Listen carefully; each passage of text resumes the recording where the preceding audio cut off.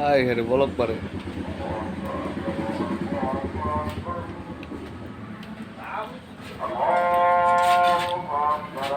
জাল দিতে তো লাল হয়ে গেছে কাকা।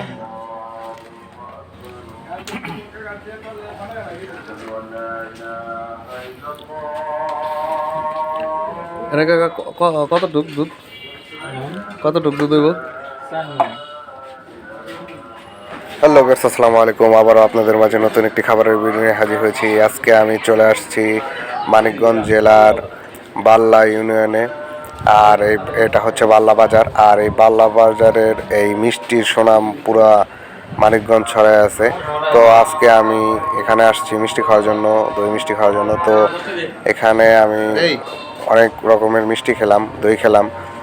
আর আমার কাছে খুবই ভালো লেগেছে। আপনারা যারা আসবেন অবশ্যই এই মিষ্টি এবং দই খাবেন। সবাই ভালো থাকবেন। আসসালামু আলাইকুম। হ্যাঁ।